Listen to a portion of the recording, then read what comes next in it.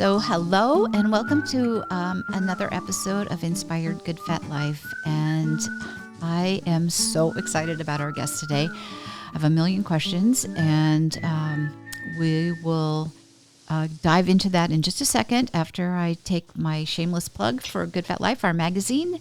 We're just getting ready to publish the April, May, June edition, and you can go to Good Fat Life and check it out. And we have dozens of pop-ups that are happening.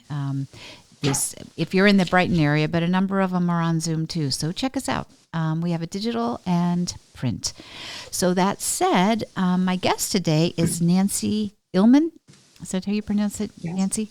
Your last name? It is. And she has written this fascinating book called Instigator of Joy and Becoming Your Own Fairy Godmother. And Nancy's journey is, so it's a memoir, right? Nancy, is that what you would call? It is a memoir. It's becoming my own fairy godmother because I intentionally chose not to give advice. So if I had given advice, I would have probably named it Becoming Your Own Fairy Godmother. But I do hope it inspires people to become their own fairy godmother.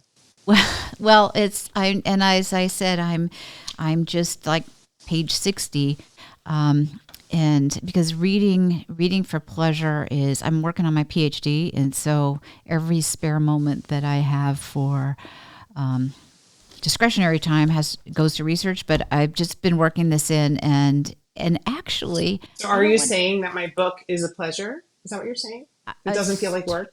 It's a total pleasure. In fact, I'm so glad. In fact, it's like, if you look at it, I've like tagged every other page with something that is just makes my heart sing, and I want to savor it. And you know how some books you just have to plow through. You just have to know the story. You just have to plow through. And for me, I want to enjoy this book because there's so many little treasures that it's like, I want to think. Thank you so much. Right, really. Yeah. That's lovely. That's lovely to hear. It is. So I'm not even sure where to start. So why don't you talk about your journey a little bit, because it's fascinating. Okay. My journey. Well, I'll focus on this present life, which I've been doing for over 57 years now. I was born to a surgeon and a retired dancer, and I grew up on Long Island, and with, I guess, what other people considered to be a lot of privilege. And it was not an easy childhood, but it was the only thing I knew, right? That's all you ever know, is where you're planted and what you're born into. So I was ushered off to Harvard at 16, which, when people meet me, they're shocked that I went to Harvard, because I don't conform to people's expectations of a Harvard graduate, but I am one. I am an artist, a visual artist. I paint murals, mostly outside on retaining walls, but also inside, ceilings and walls typically. I am a violinist. I play with jazz bands and with new music composers. I'm playing with a trans woman next weekend who's written a memoir in song. So we'll be singing. I'll be playing. She'll be singing songs about her transition. I also play in a classical chamber ensemble. Let's see, what else? I mean, I did not have an answer. When people ask me to tell my journey at the beginning of a book talk, I hold up my book and I say it's all in here, because people are curious, and I wrote the book to answer those questions. But even so right, and I would just say, you are. So this is her writing. I came out as a joy professor. Right? Just even that language is like, you have to stop and think about that. At my 35th college reunion at Harvard, and the way you describe that is just like magical, right? It it had to was. be it It it was. It was a magical experience for me. Absolutely. right. And the Never would book, have believed it. well, and the book is just full of those kinds of little references, and which which makes it magical. That's all I can say, and that's why I want to treasure it. But talk about writing a memoir. We were talking a little bit about that process and that journey. So, what inspired you to? Right. Yeah. So Sherri, what inspired me and what inspires me now are different. I was instructed to write this book. I I help people receive messages from spirit now. The other line of work that I do presently that I didn't mention yet is I guide spiritual hypnosis sessions. And when I was the recipient of one many years ago, I was told to write a book of what I know. And that seemed absurd as the mother of three young children. I tried and confirmed that I couldn't make time for it. But I'm glad I started when I did because the idea and the initial work that I did for about a year when I was turning 40 helped me become more conscious of where I'd been by being coached to excavate dialogue instead of just saying what I felt I knew to be true. By excavating dialogue from my deeper layers of memory, I became more aware and appreciative of what I had overcome. And I put the manuscript away and lived in a higher level of consciousness for the interim period of 17 years until I was becoming an empty nester, and besides becoming a mother, has been the biggest change in my life so far. Um, as, as the youngest was leaving home, I said, okay, now I'm going to write my book, guys, and it's going to be done within 2 years. And I just sat down every day and made some progress. Um, had continued to get the message over and over to write the book. It was making me a little crazy, but I knew I would do it eventually.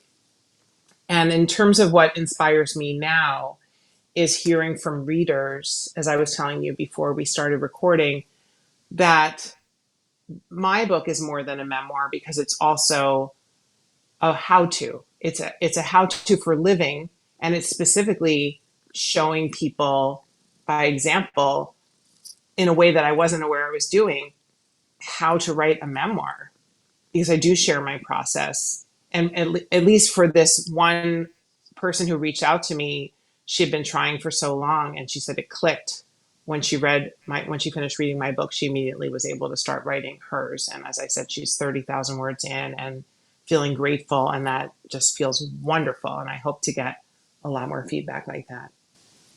It's been Absolutely. It, yeah, it's just been it's so interesting when we do something that is we we're guided.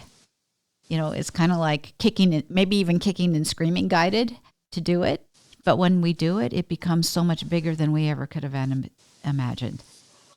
We, I try to be guided every day, but this was a piece of guidance that I didn't intentionally resist, but just found very difficult to complete the assignment.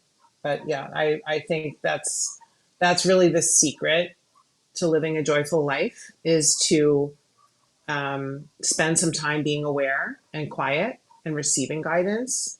I think we really need to carve that time out in this noisy world to be able to hear or sense the guidance that we're constantly receiving. We miss so many signals. So, what's your practice? Do you have a specific practice on in your daily? I don't do as well with the daily, but every week I look forward to exchanging a session with a colleague. So whether I'm leading or holding space for her or she's doing that for me, It's so beneficial. It's such a sacred hour. We let all of our all of our near and dear ancestors, angels, spirits, what our guides know that we've set aside this time just to receive from them, and that we're going to put aside everything else, distractions, skepticism, and really take it in. And that's what they're waiting for.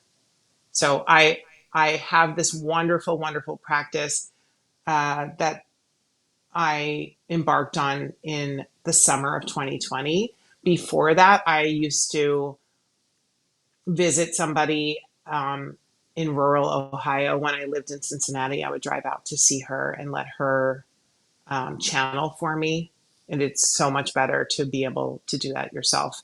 So I would love to tell you I have a daily meditation practice, but I don't. I do try to spend time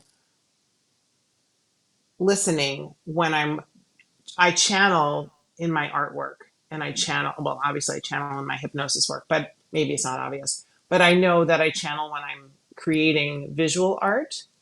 So I was told many years ago by the woman I would see in Ohio, Miriam, who I dedicate my book to, that I needed to um, turn off the radio, stop listening to other people's words. Because I thought, oh, well, what better time to catch up on the news? I'll just put NPR on all day while I paint. And I was told, no, that's you're connecting with your highest self right now. So get rid of the noise. So that was a big change. That is big. That is a big change, and you hear people do that all the time. You don't have the radio on Mm-hmm. to catch Right? up on what's Listen, going great on, time. right? Listen to, right. You want to listen to a podcast. You want to Right. listen to Audible. I am a fan of both of those, but there's a time and a place. And you have to, just like you don't eat all day, right? So you're not only choosing good food, you're choosing when to eat and when to take a break from eating. So that we have to regulate our audio diet the same way as mindfully as we do our eating diet. Well, I love when you said because I'm actually going to an event in a couple weeks, and it's like a digital detox, I think it's 3 hours, no digital, and we're going to be doing art. We'll be doing it's like an art workshop. Great. But I love when you said also it's not just disconnecting from the digital, but it's also disconnecting from our thoughts and our skepticism and those things, because they play a big role in how we show up. Of course. Yeah, Yep. yeah, that's great. I love that. It's like an artist. An artist way. So that's your weekly artist date with yourself. You're making a Julia Cameron reference. Yes, yes, Yeah. I yeah, love that. Yeah, it is like an artist date with myself. Absolutely. yeah. So good. So tell me about the in the book you were talking about doing one of your things was doing art for children's bedrooms where the children would be part of the process. Yeah. And so, talk about do you mind talking about some of your journey, your artist journeys, and how that's evolved over the years? I'm happy to tell you about anything that you're curious about. I'm an open book, Sherri. Working with children to give them a sense of dominion and magic over their intimate living space is super important and fulfilling for me. I share a story. Some people who don't know me might be skeptical that I remember this so well from before I was 3, but I do. I remember feeling betrayed because my mother and an interior designer were going to make all the aesthetic decisions about my bedroom. And I had been misled into thinking I would be a full partner, if not actually the designer of my new living space. And that that was impactful. And I started my business before I excavated that memory, and I started it by giving a gift to a friend who had a baby. I wanted to visit her and paint her baby's room. And the 3-year-old sibling was so enthralled and said to the UPS delivery man, "You have to come see. It's magic." And I realized it is magic. When a client, client, my joke is that I would be a millionaire if children had checking accounts, because every child wants to do this. Every child, there's no question in my mind.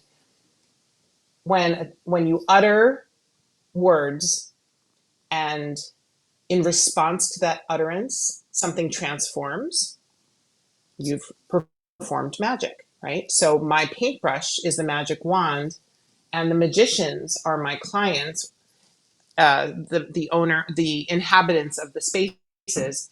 And it's my skill, I guess my special skill starts with um, being able to engage with them in a respectful way, in a way, and patiently help them identify and articulate their heart's desire. So we have a meeting where they feel encouraged and honored and respected to express what they want their environment to be, the environment they want to fall asleep in and wake up in, come home from school to. And and then I do it. So they feel powerful, they feel respected, they feel heard, and that doesn't happen nearly often enough. And they, not to mention the rest of the day, they're pretty much powerless. They have to sit when they're told to sit, stand, walk down the hall in a certain order, only use the bathroom by permission.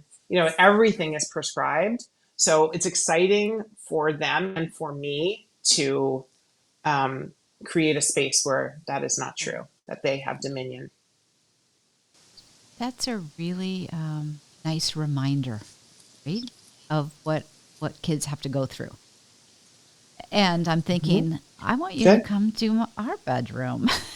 I want a magic bedroom, right? It's so I would be happy predictable. to. Yeah. I loved paint. I was only in Michigan for 2 years, and I had such a good time. I did paint. I did paint for women of a certain age. In fact, one of my favorite clients was, I say I paint for children and the young at heart. And this woman There you go. was a grandmother and very young at heart. And she had me paint her powder room. Her house was an art gallery, and all the walls were white, which I don't normally approve of. But I saw that it was to celebrate their incredibly colorful art collection, lots of glass, lots of really fun metal sculptures. So it made sense. But I was thrilled that she wanted her powder room transformed by my paintbrush, and every vertical stripe around this room had to be unique. So there was like a metallic purple leopard stripe, Oh my and then, gosh. a pink donut sprinkles. Every stripe was different, and it was so much fun. It was the best powder room ever. And that was in West Bloomfield, Michigan. Oh, oh my So gosh. yeah, I'm happy to come back. Do you Just have name picture? it, Yes. name Yes. it. We just, well, I'm just like, I'm almost shaking inside, Nancy. I'm just like the idea of that. We just signed papers this week to redo our kitchen, the powder room, and the Oh, laundry room in our house, right? oh, wow. And it's a very neutral. Well, I do have a black and white harlequin floor, and Hmm. but I made the rest of it white, creamy white, so that I could put color into. And so the big conversation is, what's the powder room look like? And as you're talking, I'm just like shaking. It's like, oh my gosh, People so much is love taking possible, right? risks there. Yeah, so much is possible. And I don't know anyone who, people with very conservative decor will still take aesthetic risks in a powder room, and I love that. So powder rooms are special that way. That And you is, can you can do anything. You can pretty much afford to do anything, whether it's a silver light leaf background, as I've done. I did a chinoiserie powder room in a very affluent community in Cincinnati called Indian Hill, and she had me copying uh, hand painted Chinese wallpaper. And we decided the background would be an antique silver leaf. You can't do that in a dining room. It's exorbitant, but you can do something, precious on small surfaces. So that's another thing. You can just be extravagant in a powder room. And There's so many different forms of extravagance, right? right. So Extravagant with color. Yeah. well, and in at Good Fat Life, one of the big things we talk about a lot is wonder, creating wonder and moments and awe, and they're everywhere all day long. And there's so much science around this now too. It's not like it's just woo woo. It's there's a lot of science that there's awe everywhere and wonder. And so, just a little note about the magazine. So anybody who subscribes to the magazine, you get a magazine every quarter. But then the 2 months in between, where there's no magazine, we send wonders to our subscribers. Just as a reminder, like, hey, notice all the wonders around you. Right. And so as you're talking about powder rooms or and children's rooms, it just that's the whole thing of deliberately creating those spaces, experiences. It can be all kinds of things. Flowers, you talked about flowers earlier, whatever that is that just makes you stop and go, oh my gosh, this is a wonder. Yeah. And it's joy. They are constantly coming. Yeah. It's just that the world is filled with it. And I think it is a quintessential characteristic of childhood that should not be. It should be a quintessential characteristic of being human. But too often people are cut off from that. And the wonder I just experienced picking up my sunglasses from the optician just now and noticing all these incredible pansies and mini irises and little teeny tiny daffodils. It's so exciting. And I stop and I take pictures down to the ground level. I'll send you some because I love taking selfies of tiny flowers that make them look really tall and majestic. So you can see all the details. Makes me so happy. So yeah. I've always looked for that, and people used to think it was weird. You have to claim your weird. You have to find a way to celebrate the things that make people weird are gifts, and that's been a journey for me to realize. I mean, I don't think anyone in middle school really knows that, but they should. I want everyone in middle school. I would love to be a middle school teacher. I never get invited to middle school. I'm typically invited to preschool, age 2 to kindergarten, first grade. And then I lose my usefulness according to the grown-ups who still run things, Sherri. It's the worst. Oh my gosh. Grown-ups. My brain's going a million miles. I was in the classroom yesterday in the public schools teaching financial literacy to high schoolers. And so we've combined it with music and music and financial literacy. And because otherwise they just glaze over and it's boring, right? So, but I could see. Well, musicians definitely need to learn that. Well, and I don't know how you do that, but that's great. Yeah, well, we can have a conversation, another conversation around that. But it came from, I work with the National Arab Orchestra, and it came from seeing, yes, right, how if you have a dream and you want to create something, it requires finances. And then so many musicians are self-employed, so they need to understand how their money works so that they can do the work that they love. So same with visual artists. Right. And so it doesn't matter what you do. I mean, you still have to find a way to fund it, and but it's not their core skills. So we're teaching students just to be mindful. Credit scores, budgeting. It's wonderful. Yeah, it's fun. But music is a way to get their attention, so it's not glazed over, dull, and boring. Let's start with music. So and as a musician, you understand music is, music uses a lot of numbers as its language. And finances uses numbers as its language. So anyway, there's a lot of correlations, but it's so much fun. So if you were going to, so one of the questions I always like to ask is, if for somebody who's listening, where would you suggest, who's just like, yeah, this is just foreign to me. I know that I want more, but I don't even know where to start. How would you suggest somebody get started on finding their happiness or their joy? By connecting with their inner child, by finding those memories that can be very dusty and tucked deep, deep in a corner of their memory box. So, writing exercises, you mentioned Julia Cameron. I love the artist date, but I also love the morning pages. The practice of writing every day before you're fully engaged in the world. I say from the either in bed or on the toilet, but no farther from bed than that. Like, just have your notebook there and move your hand across the paper and see what comes up. And you either writing prompts that I would recommend. I guess I would say one that I love is what surprises me about my life right now. But more to your point, when I was little and the weather was bad and I would stay in my room all day, what I most loved to do was and start writing about that. Or when my parents left me home, the earliest memory I have of my parents leaving me home, I did this. Just make up a story and then see what comes from your memory as you do it. Um, just move that hand. There is something magic in that I don't think happens on a laptop. Just filling up the space in a notebook.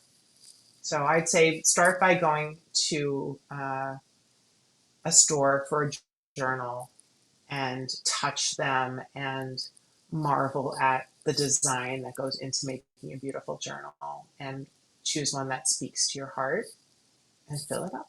See what you learn about yourself. So that's great advice. I've been doing morning pages for 25 years. Great. Yes, but just because of that, right? It's it's just a way to get stuff out of your head and see what pops up. It's also a way to notice patterns. That was the first thing I noticed doing morning pages, is that you become more aware of synchronicity, which is one of the ways we're guided. What we like to call coincidence, which that makes you think it's random or funny. It can be funny, but I don't think it's an accident at all. I think it's one of the biggest ways that we're guided and taught. So what makes you more aware than recording these things that, oh, yesterday this happened, and then you sit down the next day and you say, well, this is what happened yesterday, the next yesterday, and then you realize, wow, that's almost an exact parallel. And you see that you make the connections because you're telling it as a story instead of just experiencing it in a reactive way. That's a really interesting point. Yeah, it's a very interesting point. So now I'm like going to watch for that, right? Good. So that's great. And so if people want to find you, we have all of that on our show notes. But what's the best way to get a hold of you if somebody wants to know more and to find your book? Go to my website, nancyillman.com. That's ILLMAN, Nancy in the usual way, NANCYILLMAN.com. Okay. So that's where you'll learn about my book, about my mural practice, and my hypnosis practice. The music, you really have to be local. So I didn't bother putting that up on my website. Okay. And your hypnosis, I'm assuming you can do on Zoom. I do it all on Zoom. I won't do it in person. Okay. I don't want to do it in person because I don't want to distract anybody with my presence. I have a powerful physical presence, and it's not about me at all. Not at all. So my clients close their eyes. We do a little chit chat. There are videos to watch before we begin. So we're really not having a lot of engagement. I love to have clients, especially first-time clients, still in their pajamas, pre-caffeine, sort of that's more closer to, if I can call you a sleepyhead, then you're perfectly prepped to dive in. And then I'm just there standing by to help you make meaning, notice things. I may ask a question or two, but more like just the captain of the ship. Not even the captain. I'm not even the captain. I don't know what to tell you. It's a very humble job holding space for somebody else's journey. Yeah. Oh, that's fascinating. And it's a divine gift, I think. It's it's a gift.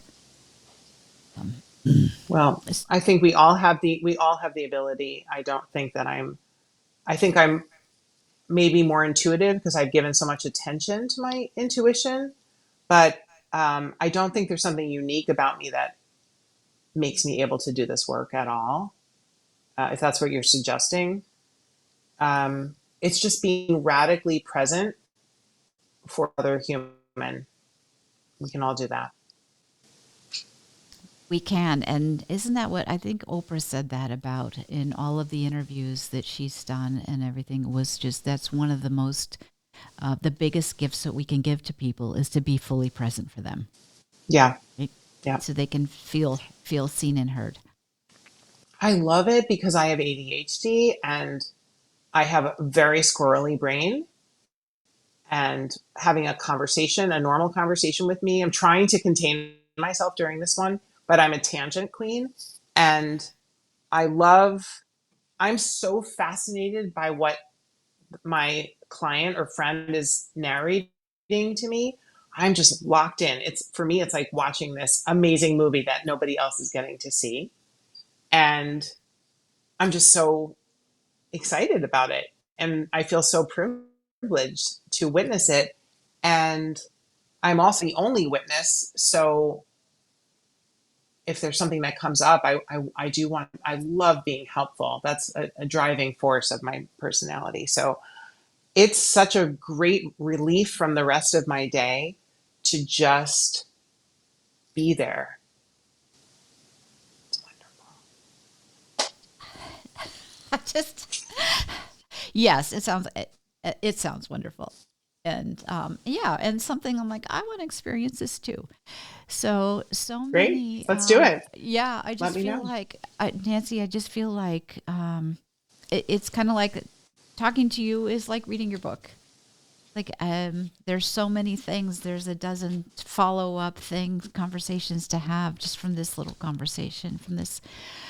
Well, the book is It's very like, me. It's definitely my voice. I tried to write it the same way I speak, and I think I accomplished that. With the whole time I was sitting at the laptop, I thought of it as an audiobook. I was just like, I'm okay. writing down the things that I'm going to tell people, that I'm going to speak to people, to my reader, to my beloved reader. I couldn't wait to get into the sound booth, but of course, they don't let you do that until you have a manuscript. Right. Right. So So is it on audio?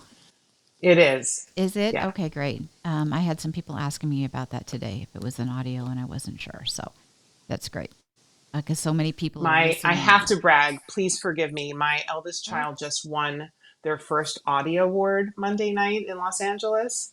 Um, Meryl Streep won one. Audra McDonald, Patrick Stewart, and my child Sherri won an audio award. And Max is their name. And Max coached me on.